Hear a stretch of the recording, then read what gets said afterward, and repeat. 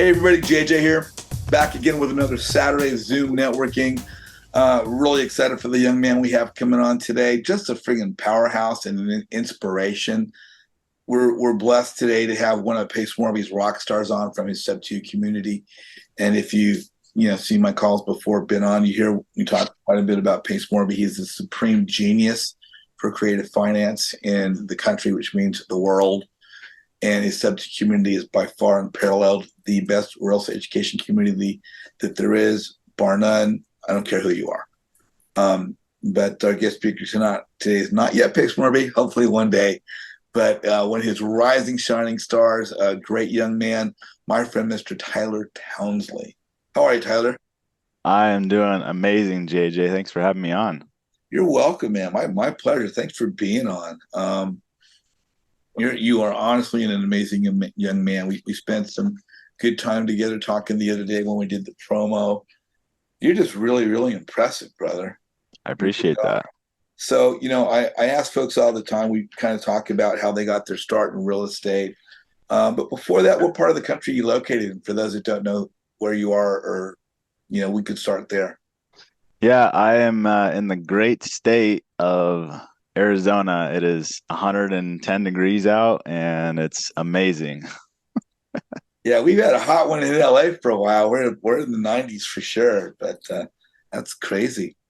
So, let's talk real estate, brother. And how we got in there. But we all have our beginnings, right? And so I kind of I always, for everybody, go back to like when we're driving, when we're voting, when we're becoming from a kid to an adult. What were our beginnings? How do we get started? You know, for yourself, when we talked about baseball a little bit, I mean, so like high school years, you were a ball player, right? Yep. Oh You're yeah. sports and team building and leadership and you impressed me because you were as a freshman in high school, you were playing varsity baseball. Yeah, that was good times. I wish I could go back. So what were you in were you becoming aware of real estate in high school or was it just baseball for you? Not at all. So in high school it was more so baseball and football and the girls and whatever other guys do in high school. It was never for me. I never grew up having that entrepreneur business mindset because my mom and my dad were not entrepreneurs. They were not business minded. They were employees. And so I never really got introduced to real estate until like probably 3 or 4 years after high school. So now after high school, did you do any secondary education? Did you play ball after high school or go to junior college or anything like that? I did. So after high school, I thought I was going to be good enough to go play college baseball. So I went to Scottsdale Community College to go Artichokes. That's their mascot, by the way. Weirdest mascot ever. So I was on the baseball team, and we had a coach that just was not the ideal coach that you want, and I just was not vibing at all with him. And one day I just decided, hey, this is not worth it for me. I'm spending way too much time. I don't even like the coaches or that coach specifically, and I'm done. I want to focus on something else. So I ended up quitting. And then after that, I finished out my 2 years at Scottsdale Community College, and then I transferred over to ASU. Cool. They got a pretty good ball team over there, huh? Yeah, I wasn't good enough to play. Oh, really? Okay. All right. So now, Um, how did you get started into real estate? Is it something that you heard while you were in school? Or did a family member, friend turn you on to it? What got you sort of pointed in the direction you're going today?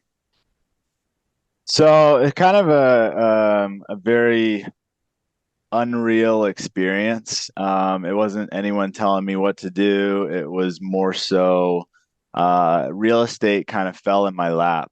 And what I mean by that is in 2016, my dad and I were living in Arizona, and he had actually just bought a house in June of 2016, and we move in. It's just me and him, and my mom's in the picture. It's very weird relationship. It was between him and my mom. They were divorced, but they were living together sometimes. Weird, very weird situation. So we move into this house, and in July 16th, um, I ended up going to the gym. I like to work out. I ended up going to the gym.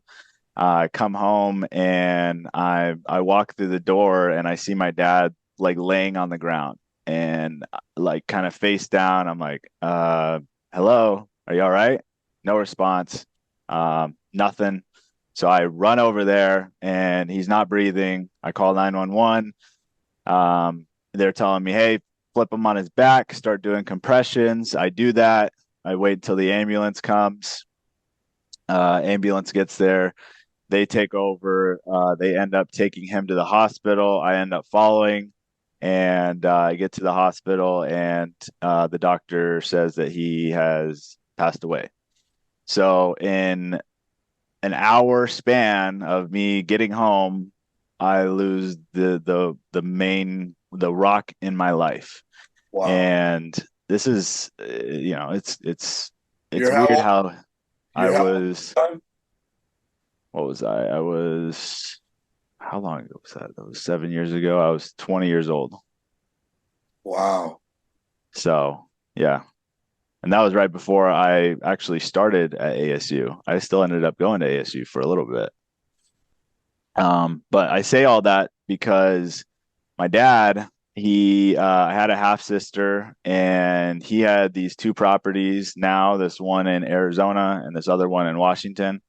And so, when your parents pass away, they leave stuff down to you. We ended up getting those houses. I ended up buying my sister out. This is a very smart move, by the way. I bought my half sister out of her portion. So I own the house in Arizona and I own the house in Washington. And the house in Washington, it had a tenant in there, and I was talking with the management company, the property management company. This is another messed up situation, but I was talking to the property management company. They were saying, "Hey, the tenant is starting to get later and later on his payments.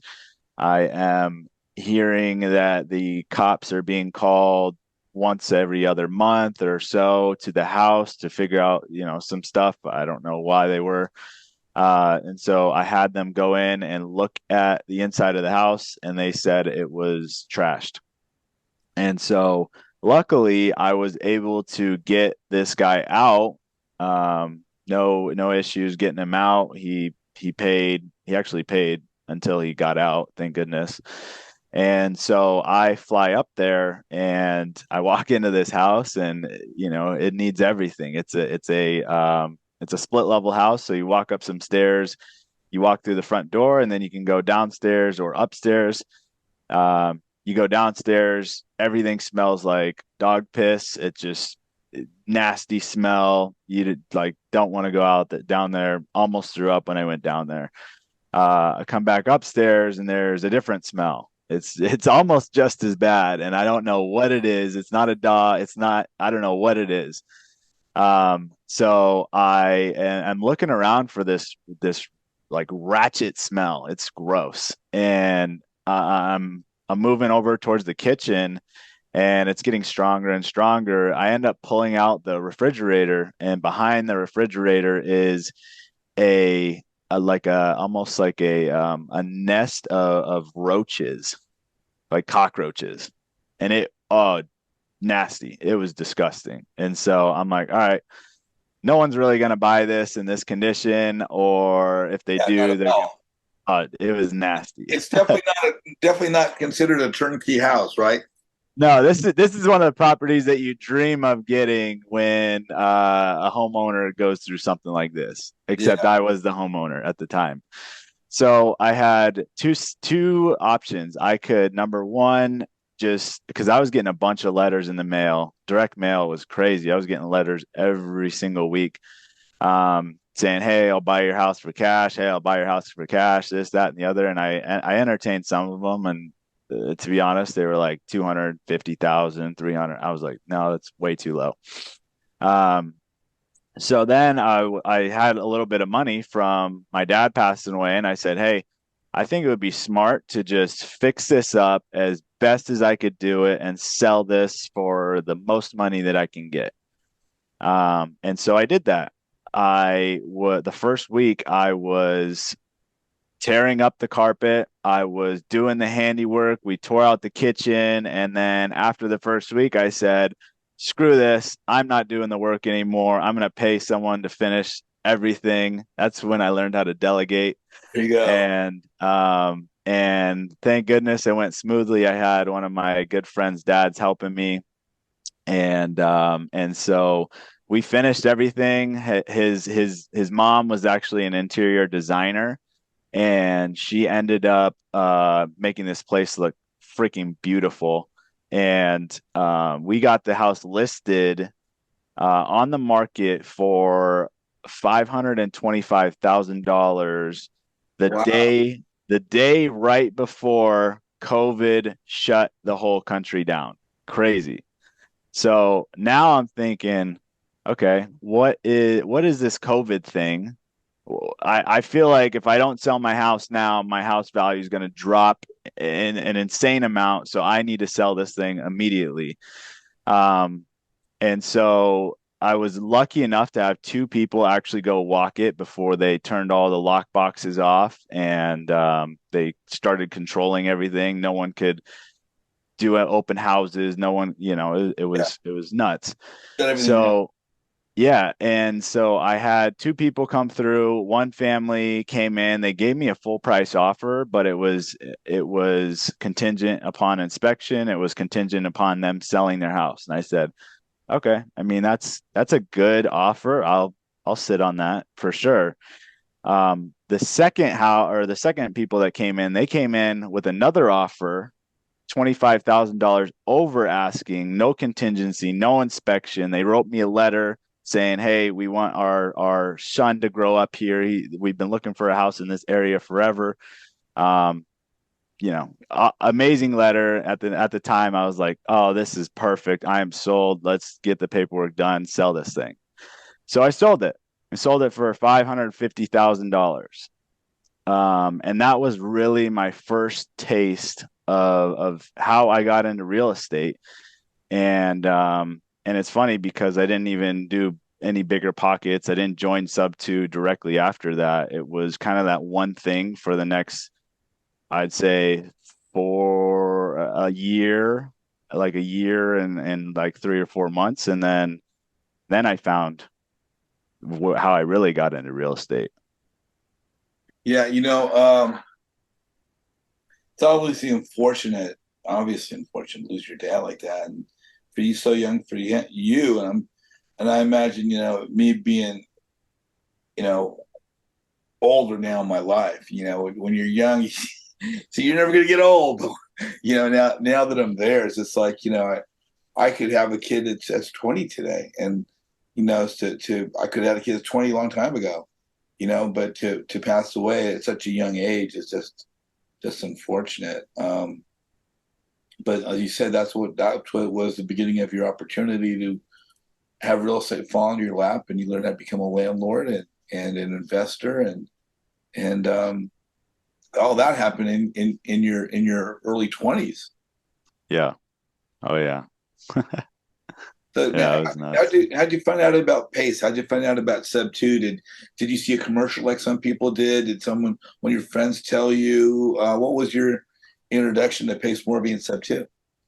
So at the time, I was living with my partner right now, Eddie Marin. We were living actually with my girlfriend, now fiance, and we were just renting a house together. And he was doing his dealership stuff, and I was doing my like trading.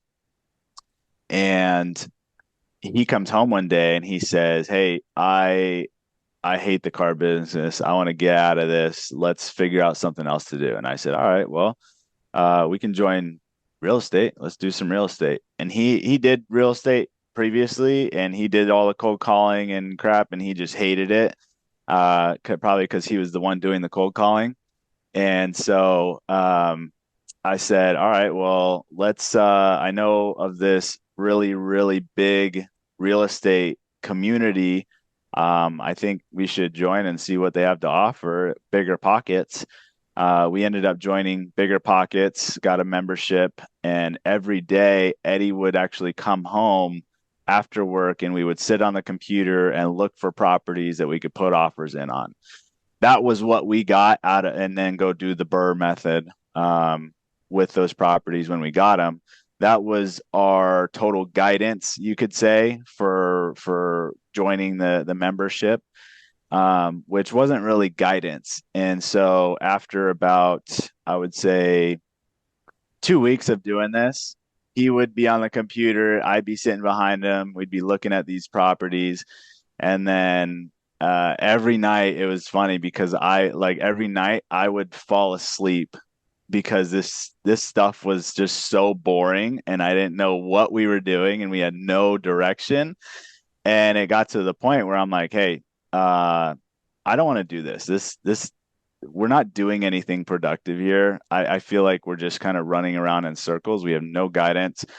Why don't we talk to our good friend Cody Barton and see what he's doing? Because I know he's doing pretty well in real estate. Wow. So you So Cody before? I knew Cody. Yeah, we've known Cody. I've known Cody longer than Pace has known Cody. Wow. How did you meet Cody? Let's start there.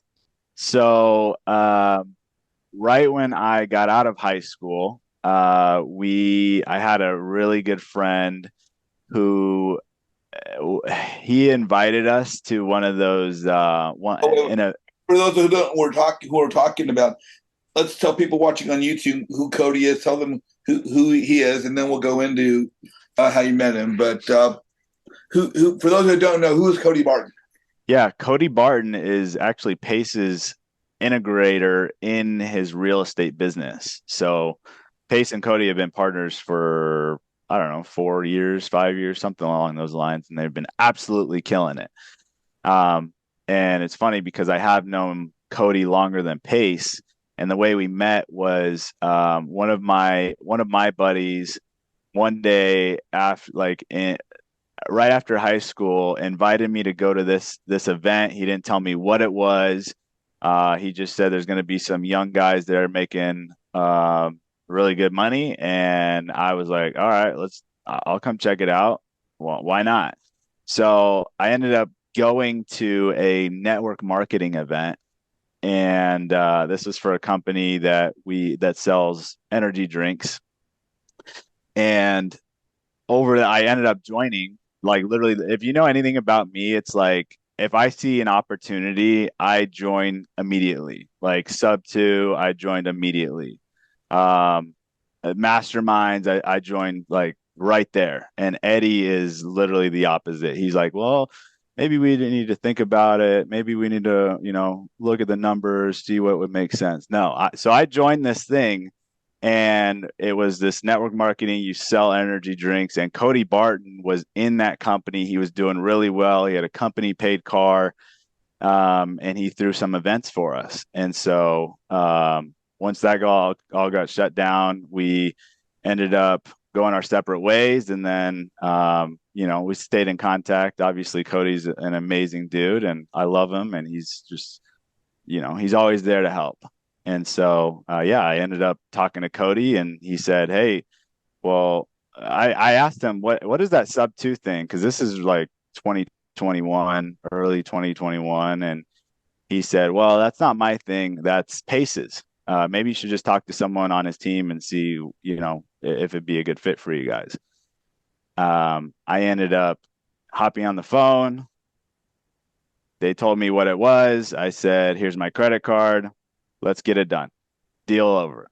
And so, yeah, we joined sub two, as soon as we heard about it through Cody Barton, essentially. Cool, cool. So, as you and I have met, and we met in person in the mastermind January of this year, and even before then, I came to know of you. When you become visible within the community, you become, I'll just say, successful, such as yourself in the community. You become visible, and then your name precedes you. When your name precedes you, your name becomes your brand. But part of your brand is the Bash Brothers. Mm. So as you come into step two and you now have this brand, you have a partner. Tell us a little bit about how that came about, what the Bash Brothers consist of, and for those that don't know.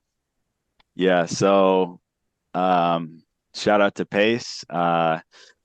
When we first came into sub two, we were following Pace everywhere he was going. We thought he was amazing. We wanted to support him with everything that he was doing. So we end up going to this event, this all-in event hosted by the All-In Boys in Arizona. Pace is speaking at this event, and I was like, "Hey, dude, let's go sit up front." So we snagged 2 seats up front. So Pace is on stage and he's taking questions, and one of the guys asks, "When you take over a house subject to from someone, how can they go qualify for another loan?" And Pace was like, "Well, you know what? I'm not going to answer that question. I'm going to have one of my students answer the question." And he said, "All my students, please stand up." And so Eddie and I stood up, and he's like, "Oh, look, you got the Bash Bros right in front." First time we ever heard that name. We look at each other and we're like, that is it. That is the name that we need to run with.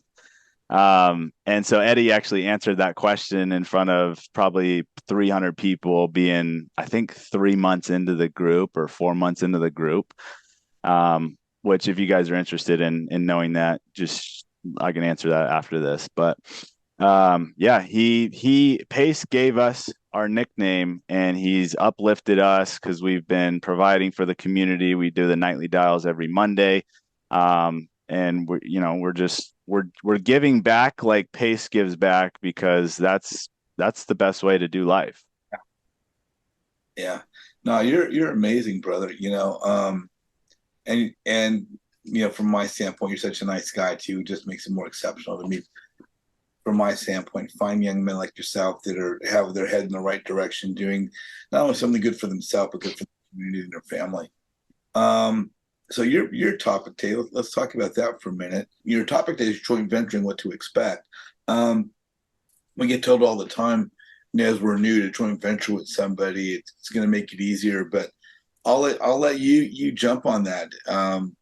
You know, as we're new, why should we joint venture? As we're new, what is the benefit of joint venturing? What are the pluses and the minuses of that?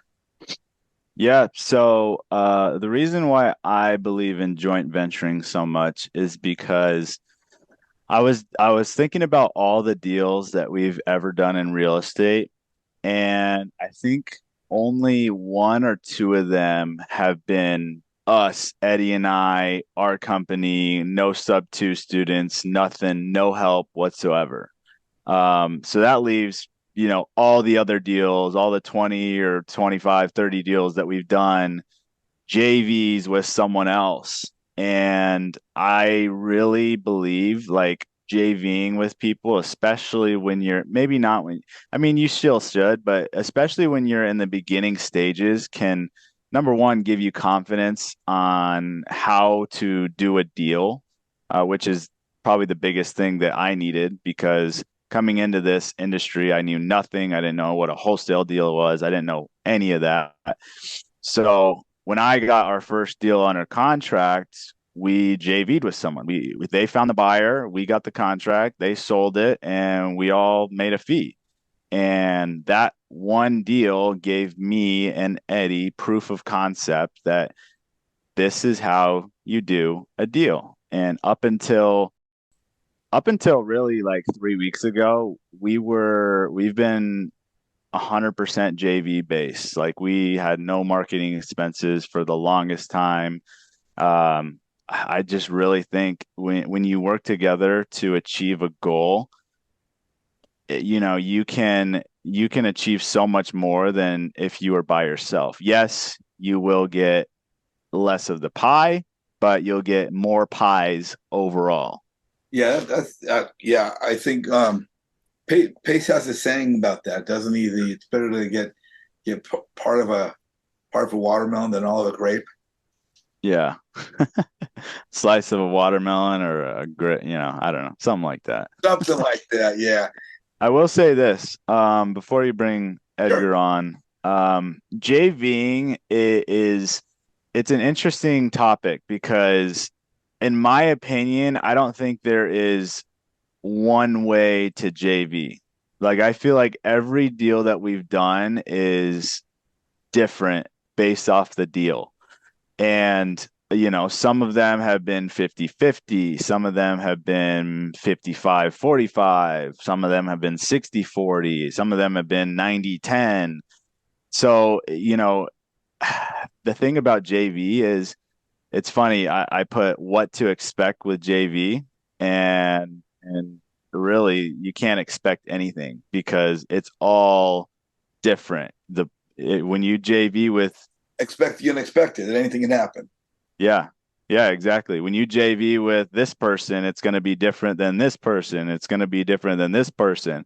I think communication is extremely important, though, because what I've realized, and we've been at fault for this in the past, is when people would send us leads and we call them, we follow up with them, and maybe they don't answer, or maybe they do answer. Whatever the scenario is, a lot of the time, the JV partner will get, a little bit upset if you're not giving them specific updates. Okay, oh, you didn't talk to this guy yet. What about this lead? What about that lead? And so, it's pretty tough to talk to the JV partner about every single lead that they have delivered to you.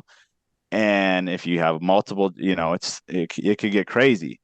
So one thing I would recommend for anyone that is watching, if they do JV, is create a system that notifies whoever the JV partner is. Like for example, with our CRM, anytime that I upload notes into our CRM, those notes actually shoot off a text message to the JV partner, so they know that I just talked to John Smith, the seller, and he is going to foreclosure next week, or whatever the note is. They're getting consistent notes every time I talk to the seller. I don't talk to the seller, so they know we're still working on their leads, and we'll even have like a once a week call where we just go over all the leads, and they can ask us, what's CRM going that on you with this, use? that, or the other thing.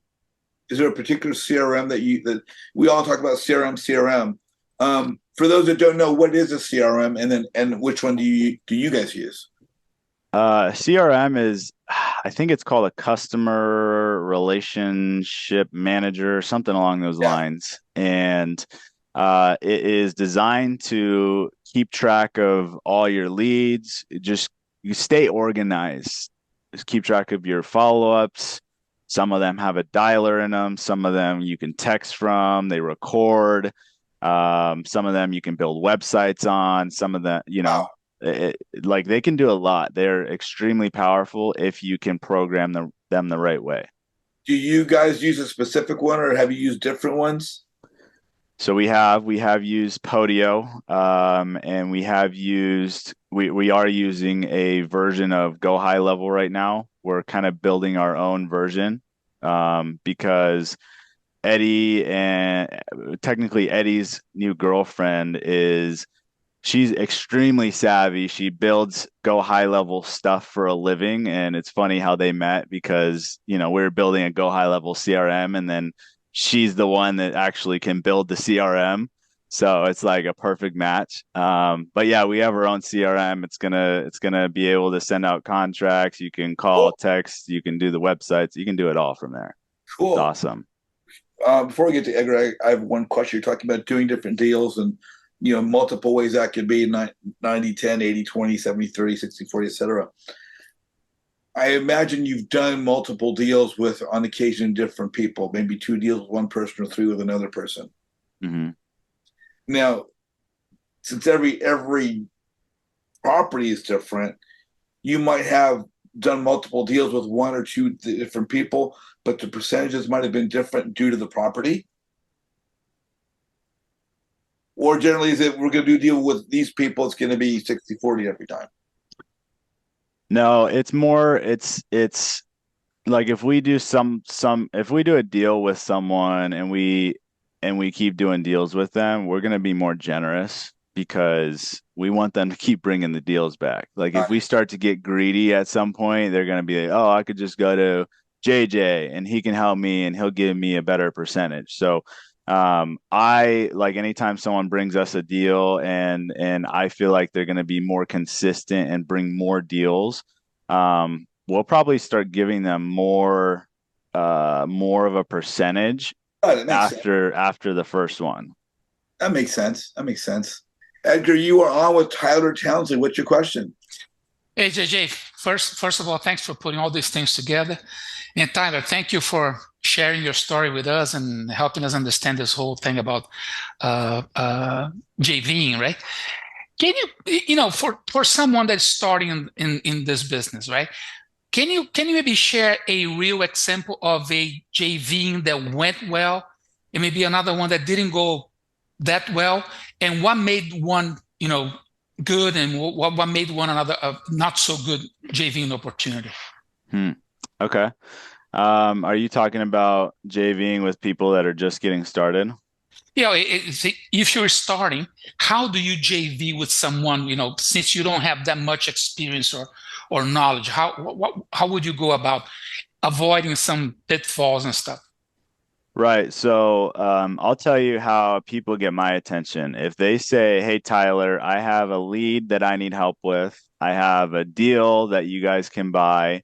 I have money that we can lend." That is something that will be like, that's value to us because we're always looking for more leads. We're always looking for more deals. We're always looking for more money. I'm sure everyone is, but if you can lead with some kind of value like that, I personally know that myself and probably a lot of other people would be more interested to hear what you have rather than if you say, "Hey, Tyler, how can I get started in real estate?" or "How can I do this?" or if you're just asking about yourself, Mhm.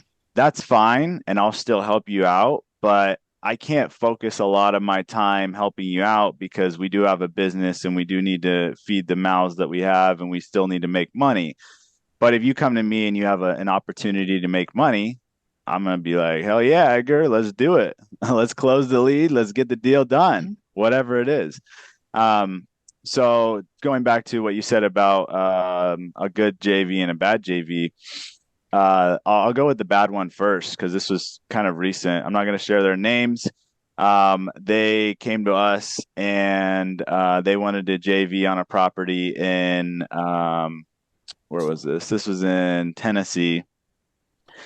What happened was we were going to do some kind of novation. There was some paperwork that was really weird that we couldn't really we were trying to figure out. And then at some point, they said the seller had not wanted to sell anymore. And we didn't feel like that was the appropriate action because it was going to be a good deal. Like we probably would have made 25, 30 grand each.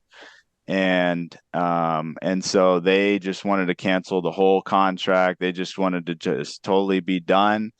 And it got to the point where we're like, "Okay, you know what? You're right. I don't really want to do this anymore. It's getting to be more of a headache than not."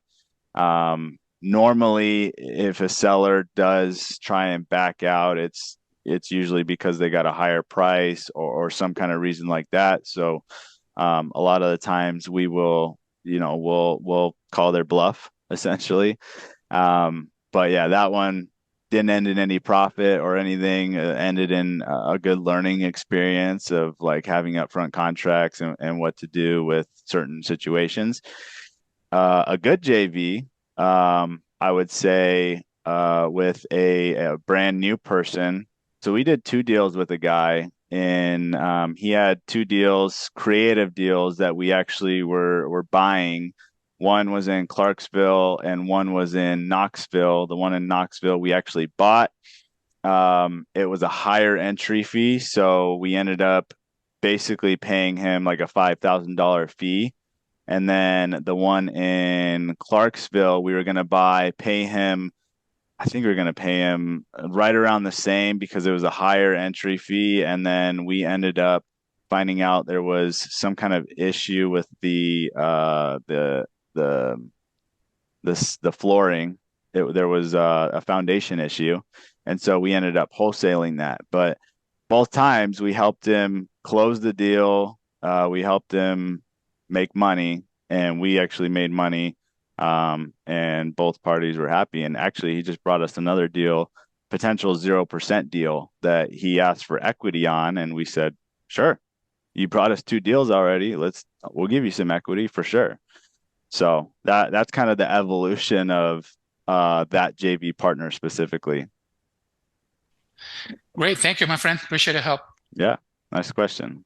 Tyler, when people are new, from your standpoint, you guys are experienced now. You're doing deals with people. People are bringing you deals. You're recognized as a team with a brand. But if people don't know about you guys, and obviously if you guys don't know who to go to for help, you have a deal, you want to take that deal to Tyler and the BashBros. That's where you want to go. He's validated. He's not that you get an accreditation, but by working with Pace and becoming recognized and doing as many deals as Eddie and Tyler have done, you want help. You want to go somewhere to joint venture with. You go to these guys. But if people don't know about you, right, and they're new investors and they might have an opportunity, obviously, if you're on the landscape, they're going to go to you and they're going to go to the BashBros. But outside of that, what's the best way? What do people look for? I know experience. We got to get to know people. Do we ask for a resume? Do we ask for their credentials? Do we ask for a list of things they've done? What does a new investor look for when they're looking to try and validate between which of these three options who should I work with? That's a great question. I would say the number one thing that I would look for is someone who is active in the community. They're just going to have more credibility overall. Because let's say JJ and I are in the community and JJ is just super loud. You see his face, you see that he has a brand, but we're doing the exact same amount of deals. People are going to want to go to JJ because he has more on the line than I do. And I say that because if he tries and screws someone over, then he gets kicked out and he can't get any deals. He can't get any deal flow anymore. So I would say, if I'm looking for someone that I want to JV with, they have to be a little more active in the community. People have to know their name, and they have to show some HUDs. I wanna see what kind of deals that they're doing, how many deals that they've done recently, and I'll probably talk to some other people in the community and see Preferences. who has worked with them. I think that's very underestimated. People don't go to the people that they have worked with. They just go to the direct source. And I think you get a lot of information from people that they've actually worked with. Like, what was the experience? Did they have a lot of communication? Were they very timely? Did they close your deal on, whatever. Yeah, exactly. To work with, yeah. So Yeah. basically, some sort of a resume or some sort of a track record of what they've done, some sort of references. But you make a really good point. Whether you're new or whether you're looking to team up with somebody, that person ideally has marketed themselves. If there's two people of equal experience, the one that might get a little bit more recognition is one's being a little bit more visible. So visibility obviously is going to benefit the experienced investor. But on the flip side of that, if you're an experienced investor and there's multiple new people out there, obviously if the newer people can make themselves a little bit more visible, because they don't market their business when they market themselves, it allows you as an experienced investor to be a little bit more aware of them as well. Is that not the case? Yeah, 100%. we run the nightly dial on Mondays 3 to 5. If you guys are in sub two, come show up. You can come make some calls. And we've had people that come to the nightly dial. They don't turn their cameras on. They don't really talk much. And we've had people come to the nightly dial. They turn their cameras on. They have conversations and they have personality. And then those are the people that we want to work with because they're outgoing. They can make calls. They're confident. Their confidence level may not be, at the top, which, we're all working on that, but at least they're out doing the thing, making calls in front of people because a lot of people are pretty scared of doing that. Even I was at some point. Yeah. But I got over it. I went to the daily dial every single day and it got to a point where I was like, oh, okay, I can do this in front of people. That's not hard. We gotta So crawl before we walk, walk before we run. exactly. Yeah. So now for those that are in Sub 2, there's so many new people in Sub 2 today. And I know they're getting started with the Daily Dial and with Discord and the Vault. When is the Nightly Dial and how does a new Sub 2 person go about finding you guys? Are you listed in Discord? Are you listed on the Sub 2 Facebook page? What's the best way for them to find your link for the and you guys are on Mondays. Is that you and Eddie? Yep. Eddie. So Daniel Quijano runs the nightly dial. He runs it on Monday, Wednesday, and Friday. Monday, it's from 3 to 5. Tuesday or Wednesday and Friday, I believe it's from 3 to 6. Don't quote me on that, but I haven't been on those days, but I think they changed it to those days and those times.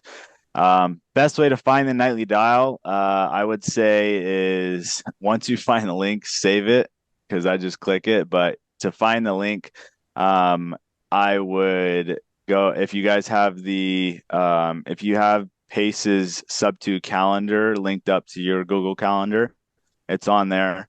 Monday 3 to 5. I think sometimes it says Daniel Quijano sales training. Same thing. I don't know why it says that, but I think at some point he's going to start throwing some sales training in there. But yeah, if it's from 3 to 5, that's the nightly dial. Another way to find it is going into the Facebook and searching the schedule for the week. They'll usually post it in there, and Pace will do like a Loom video, and then you can kind of sync your calendar up from there. Justin Kremer, you are on with Tyler Townsley. What's your question, my friend? Hey, Tyler. First of all, thank you, JJ, and Tyler. Thank you, JJ, for doing this, and Tyler, thank you for sharing your story with us. Your story actually hit home with me. I lost my dad at a really young age. So it wasn't quite as intense as your scenario, but it hit home. So I appreciate that story. My question is really, it revolves around sort of what it was like for you when you guys first did your first JV deal. Like maybe if you could kind of describe the mechanics around that, like what that looked like for you guys. Yeah. So that was the first deal that we ever did, technically. And a JV deal, it's like, we're doing one right now where another guy actually helped us find a buyer for a creative deal.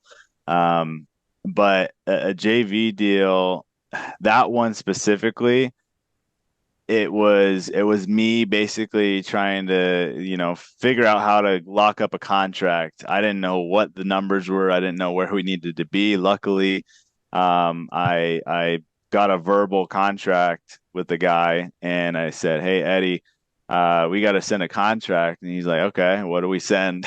I'm like, "I don't know. I don't know." So we ended up finding like a 3-page purchase and sales agreement contract that we sent out. And so I can't remember if it was, I think I went through it, which is funny because he's the one that does all that now. But I went through it. I ended up getting it signed. And from there, we didn't know what to do. So we actually reached out to a guy that was in Arizona and we said, "Hey, we got this contract. What are we supposed to find a buyer? How do we find buyers?" And he's like, "Well, I mean, you could do this, that, and this, or, I could just help you find a buyer and we could just JV on it." And I said, Okay, what Let's you do mean that. like, yeah, you mean like you do half the work and Yeah. we do half the work, then we split it and we just get the deal done. He said, Mhm. yeah. I said, okay. So he ended up he is funny because he ended up finding a another wholesaler who then found a hedge fund buyer. So we ended up splitting that three ways. I was That's like a awesome. $12,000 assignment and we split it three ways. Wow. Wow, that's great, man. Talk about proof of concept. Um, so it was basically you guys had locked the contract. I just want to make sure conceptually I understand. So you guys locked up a contract. You kind of got a verbal agreement, then you sent over you sort of put together a purchase contract from stuff you found online, basically, right? And sent that over because that sounds like something I would have done, just to be honest. But and sent that over, had them sign it, and then from there you were like, okay, we have no idea what to do at this point. From the Exactly. Okay, that's awesome. That's so Yeah. great. Yeah, that's beautiful, man. And then from I know you're probably going to talk about this for folks like us. I'm in sub two. I've been in sub two for about a year now. Um, and we're doing our thing, but we run into deals like that as well. I've been working with some other folks, but do you guys work with like straight up cash deals? You only doing creative, or does it really matter? We do both. Or okay, I okay. mean, our main focus recently has been creative because the market calls for it, but we'll do cash deals. Like I can't remember the last cash deal that we did, but that's just because we're not really focused on it. But yeah, if someone brought us a cash deal and they need help finding buyers, yeah, we could do that. We have Eddie in Dispo. We actually have another guy helping Dispo. Oh, So yeah, we can help find buyers and do all that too. sweet. Well, yeah, thank you again, man. It was amazing. Yeah, and one other thing we do too, when people request it, I don't just like send out every recording because that'd be a lot of recordings. Yeah. But if people want, I usually will send out a recording if they ask to of the call of how it went, if we locked Oh, it up, if we followed up, because we have a strict sales process now. So yeah. we have stuff that I am focusing on to hit in every single thing. Mhm. And so our calls are usually sounded exactly like that for the most part, because I personally think you need a sales system, whether it's Sandler or, whatever you use. Yeah, And 100%. so, yeah, I'll send that recording out if you are interested in hearing it. Yeah, that's amazing. So essentially during the JV process, when you guys are calling or speaking to the seller, speaking to the agent, whatever it may be, you'll if we request it, you'll send us the recording of Yep. that. That's Yep. great. Yeah, I like that. That's actually a really good idea. Well, thank you, Tyler, JJ again. Thank you. So, Justin, I have a website here of bashbrothersjv.com. Is that still a working site for you guys? It's a work in progress. That's going to be like our main one that we send everyone to. Here it is. I would use bashbrosbooking.com/leads, or you could just click on me right there too. Looks great. Yeah. So yeah, you can go to, like, if you guys need help dispoing, you can go to Eddie. If you need help acquiring or talking to the seller, you can click on mine, and then it'll kind of walk you through the whole process. Fantastic. I got a question for you. Other than pace, because obviously pace has been a huge influence in everybody's life, and Cody, which sort of bridge that path to meet pace and get into sub two. I don't know. Is there anyone else that was maybe a major influence, a major help, a role model for you? Somebody that kind of guided you? Were there any particular hurdles or challenges along the way that you found most difficult that you had to kind of overcome? We all have our strengths, we have our weaknesses.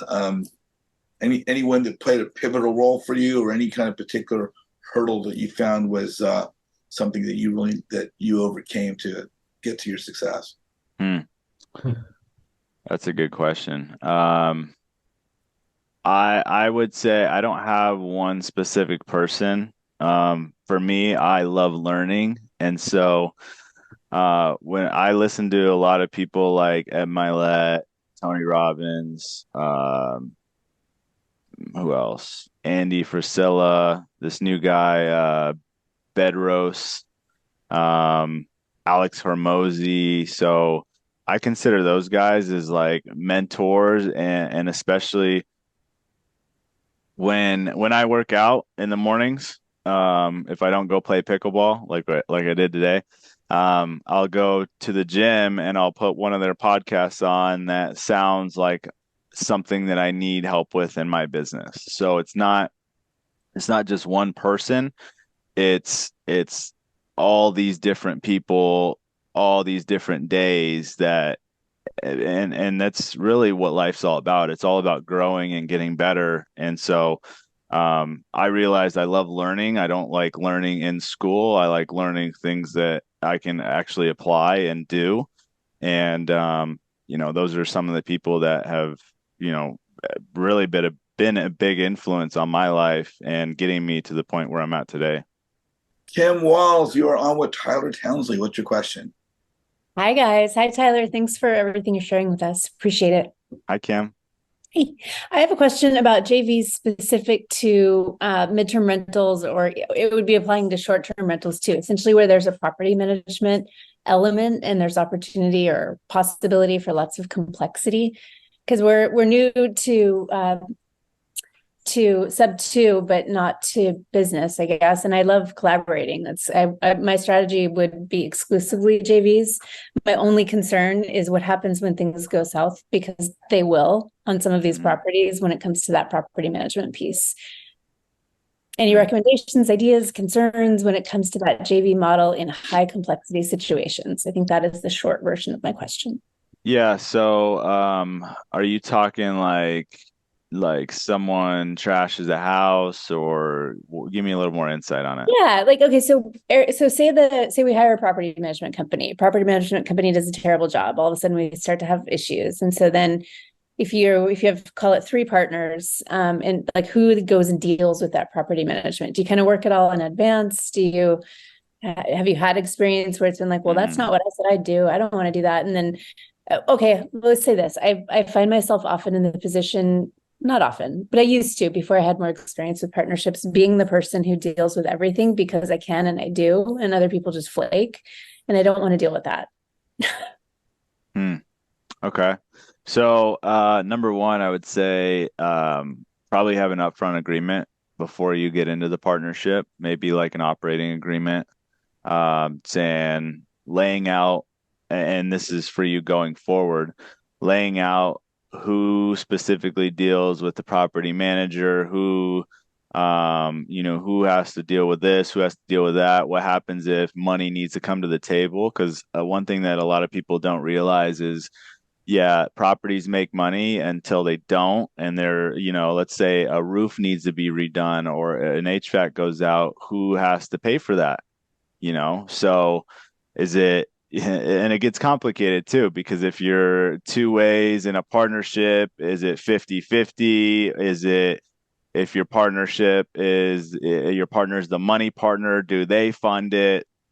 Having those things laid out before you get into that partnership is probably one of the most important things, as with anything. Like I think upfront, if the world had upfront agreements, everything, like a lot of the problems would be solved, hands down, no questions asked, because it's those things that deter the end goal, that people realize, they're like, okay, well, this happened, now what do we do? Well, if you laid that out, it's like having a trust. What happens if you pass away? What happens if who gets the money? What if that person passes away? What happens if you get, become a vegetable? Whatever it is, it's all laid out. So every single scenario, and you can't, it's probably impossible to figure out how many scenarios there are, but going through some experience like I think you're going through, or whatever it is, having the upfront agreement, knowing that if something happens, if this happens, if that happens, it's already in the agreement. This is what we're going to do. If you don't want to do that, then we have to talk about that, and we may have a bigger issue because we already talked about this, and you already signed on the line. We already had that conversation. I have a question about, and if this is too tactical, then just tell me and I'll ask you some other time. But what if in an agreement it was like, okay, if you flake on the things you said you would do, then we have the right to buy your part of the property out from you at 15% below what you paid. So it's incentivized. Like, would something like that feel normal? I don't think so. No, because if they're not upholding their agreement, like what's the point in having the partner? Yeah. But then you'd be, I mean, I'm suggesting offering to pay them like less than what they paid, with the goal really being don't flake. Just don't flake. Yeah. I mean, I don't really see a problem in that. Why should you pay them what their half is if they're not holding their portion of the agreement? Okay. Thank you for the advice. Of course. I want to throw in on that a little bit because I'm probably, don't know much more about that than you do. I'll just say, argument's sake, I am a landlord. I do deal with a lot of leases, and as Tyler was saying, you don't know what happens till it happens. So I've got a lease for my commercial tenants that I've just okay, now I got to add this, now I got to add that, we got to add this. And so when you come across things, you'll put together your procedures or your process. Well, now I got to account for this. I didn't know I had to account. I didn't know I had to account for, in a commercial building, someone sleeping in an office that I was renting out and living there and bathing in the friggin' bathroom at the sink and washing their clothes. I didn't know how to account for that, right? So now at least you say there is no living in the unit. I've got security building cameras now. There is no living there. No, you have to be out by 10 p.m. You can't be there before 6 in the morning. There's no bathing in the sink allowed. Yeah, yeah. So, but the same thing you might put in your agreement that there are certain things that you expect to be held up to. And that at your discretion, you can terminate the relationship at any point in time with a 15% buyout on less than what they paid for. So then they would know, well, if you're not up for this, then we're not going to joint venture. But if you are, I've had people not hold up to their end of the bargain. So this is what I put in here. And if that's going to be an issue for you, then maybe you're not the joint venture partner for me. And you just put that in there right from the beginning. And if you find that your strength is handling the things that other people won't handle, then you might need to put in there, these are the things that are going to need to be handled. If these things happen and I take care of them, then I'm going to be compensated in this way, where we're not just 50-50 and I'm doing all the work and you're doing nothing. Because I've been there. So as Tyler says, we don't know till they come up. And I've taken my commercial lease and I've given it to many different people, and of course I tweak it between different shopping centers. I might have something at one center, I don't have another center because we don't have that same parking structure at Center 2 that we have at Center 1. But I mean, just to the things as if you're already doing JVs and you're thinking about JVs, to keep in mind some of those things. And like Tyler said, you don't know till you don't. As keep a record of who it was, when it was, what it was, and then in your agreement have an if this then that. So I just wanted to throw. I don't know how applicable that could be, because in the end you need to have any agreement reviewed by your attorney, and you should have a good real estate attorney. And if you're in Southern California, he's not taking any more clients. I saw him a couple of days ago. He's like, I'm not taking any more clients. But yeah, you need to have a good attorney on your team, just as anything else. So. Mark Presswood, you are on with Tyler Townsley. What's your question, my friend? First of all, thanks a lot, JJ and Tyler, for making this day a monumental day here. But you mentioned about the Sandler system. Can you break a few of the elements down on that? I think for the newbies out there. Yeah. So Sandler is not actually the sales system that we use, but I can, if I remember correctly. I think so. Sandler Submarine, it's what Pace uses. It's very good. And we just have our own system and scripts geared towards real estate in specific. I mean, any system's great. Like Steve Trang teaches off of Sandler. Pace does Sandler. I just found for us, there we go, establishing bonding reports, upfront contract, pain, budget, decision, fulfillment, post sale. Oh, fulfillment. I missed that one. Damn, that's pretty good though. So yeah, I mean that's one sales system that you can do. You know, there's another one that Daniel Chiano's coming out with. You know, who Pace looks at as the master sales trainer within sub 2. So I think he's coming out with something relatively quickly. So, you know, that might be another one that you do. Ours, you know, ours is more so I don't know what they base it off of, but we essentially paid for a business in a box per se, because like with us right now, our focus is 100% or not 100%, but mostly direct to seller in Arizona. And if you know anything about doing direct to seller, especially in Arizona, it's not cheap. So we wanted to have the sales, the systems, the dispo process, the acquisition process, the hiring process, the TC process, everything, basically a business in a box that we are paying for every month, plus coaching to take our business from where we're at to, you know, hopefully by the end of the year, we want to be doing 100 grand a month. So, we're not there yet. I don't know if it'll happen. I'm projecting it will happen. But yeah, it's, you know, I believe if you guys want to, if you want to build a wholesaling business, you need to learn from someone who's super successful at doing it. You need to be on someone's team that's super successful. And those are really the only two ways: buying a business in a box from someone who's doing it and getting coaching, or working for someone and doing it, which is what I really wish that I did when I first started.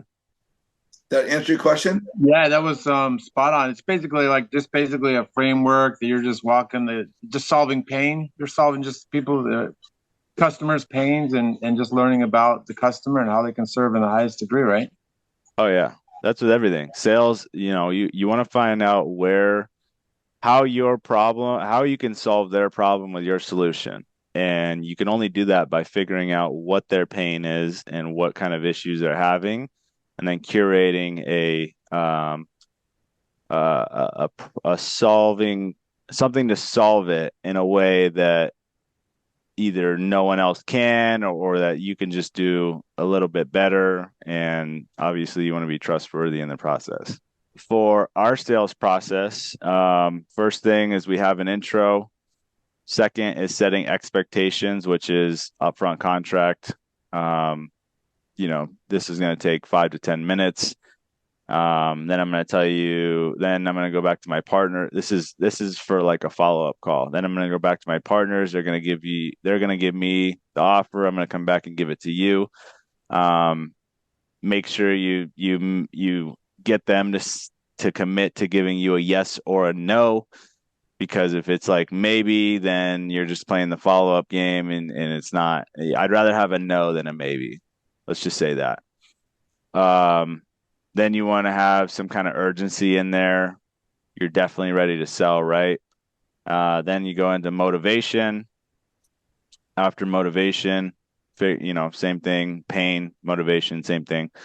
We'll go into the condition, and then roadblocks. So the most common objections, which are influencers, other people that are influencing the decision of the sale. Timeline, what kind of timeline are you on? Is there anything else, if you like our offer, is there anything else that you would have to do in order to sell? If anything, discomfort. And then money, you know, figuring out what kind of price they want, and then setting expectations for the next call. And that's what we do every time. And so every call we'll set expectations at the beginning and at the end. The ones at the end, will match the ones at the beginning of the next call. So like if that was a follow-up call, my expectations at the end are going to be the same as at the beginning of my offer call, just so they're aligned, so we get them remembering. Then I'll go into the offer call. If we get the contract, then my expectations are, we're going to send this over via email. We're going to go through it. If you have any questions, that's the time to ask. And then, on the next call, if there is one, same thing. Set the expectations before and at the end. This is where all the teamwork comes into play, and the CRM tools and things like that to keep track of the customer and where it is actually in the process. Exactly. Beautiful, man. I appreciate it. Cool. Of course. Yeah, brother, boy, you've been dropping some serious gold nuggets and bombs here. I know people are going to be taking notes. My editor, what he does now is he puts little chapters on YouTube when you talk about a certain thing. I think as it works, you can click into that part of the call. It's a little more technical than I understand, but someone with more brains than I do takes care of that. So, I really want to thank you for being on today. Again, if people want to connect with you, the best way to do that would be go to the BashBrothersBooking.com. It's my partner, Eddie.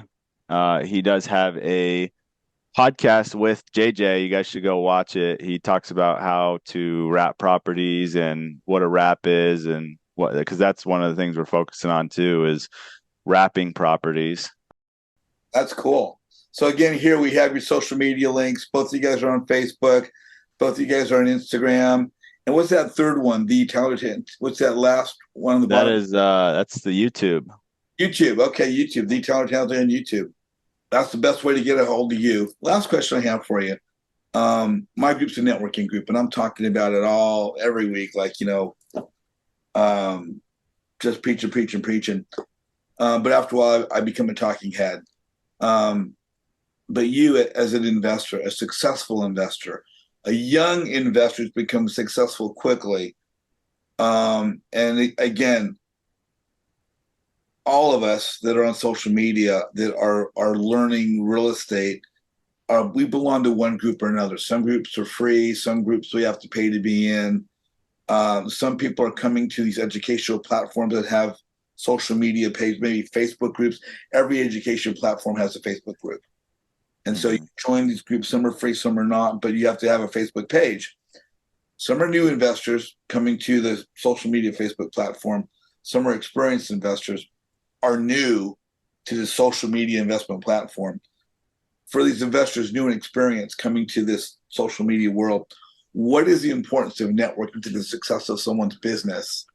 And what is the importance of joining possibly a group like mine, again, to the success of someone's business? I think it's extremely important. Number one, if you're not networking, you're not growing. And you're only as valuable as the relationships in your life. And so I honestly think networking, and Eddie, I'll be honest, Eddie is way better at it than I am. He can go talk to anyone, anywhere, probably like you, JJ. You can talk to anyone, anywhere. I'm a little introverted. So I do get a little nervous here and there, but I'll still do it because I know when I'm thinking about my business and how to provide value to other people, I will get out of that mindset of, okay, I am a little shy, but no, I need to go talk to someone. For example, I was in Miami for actually a network marketing event. It wasn't a network marketing event, but it was a paradigm event hosted by a guy who was directly mentored by Bob Proctor. At that event, this is a really funny story, actually. At that event, on the first night, they said anyone who bought the highest tier package of ticket, we're going to host a party on a yacht. And my whole time at that event, that whole day, the day before, I was like, I'm going to get on that yacht somehow. Some freaking how I am going to get on that yacht. And so I had a buddy who was actually working that event. Somehow he couldn't get me on. There was not enough spots. And so they left literally to go get on the yacht. It's like 6 p.m. They're leaving to get on the yacht. And so all the people that have bought the highest tier package, they had this badge on that said AA for, I don't know what it was, but like it was like VIP times 2. So I'm looking around for someone with an AA, and I'm like, oh well, they're already probably on the yacht. And I'm still looking around, and I look and I see a guy, the only guy in the building at this point, with this AA on his neck. And so I go up to him and I say, hey, because he was on stage earlier and he had his kids on stage, and he asked them questions like, what is an entrepreneur, and what does it mean to provide value? And these kids are like 8 years old, 10 years old, and they're saying these things. And I'm like, dude, that is what I want for my kids. So I go up to him, I say, hey, your kids are amazing. You're the guy with the kid. I said, you're the guy with the kids. And he's like, oh, that's how you remember me. Ha ha ha, joking. Well, come to find out, this dude actually owns or is building a solar company that connects real estate agents and solar agents. And it's crazy because, long story short, this company will, when you're a real estate agent, you help someone get into a house, they're looking at you as the most trusted advisor. Someone's going to try and come sell that person solar at some point. So why not you be the person to introduce them to the person that sells them solar, and then you guys split the check? That's his whole business model. But I say that because I would not have, if I knew how important networking was, which I do, I was like, I need to talk to someone who is getting on that yacht. I go and talk to him, and I said, hey, towards the end of the conversation, I said, hey, Nick, I see you're still here. Why are you not going on the yacht? And he's like, well, I'm actually throwing in a mixer. I live here. I'm throwing a mixer, and I didn't know when they were going on the yacht. And I said, well, can I go on it? I just looked at him. I'm like, can I go on it? And he's like, he was kind of thrown off for a second. He's like, yeah, sure. Why not? Just have it back by midnight or whenever you get done. And so I literally like networked my way onto a yacht with Pace. Was on the yacht. Pace literally came on the yacht later that day or later that night.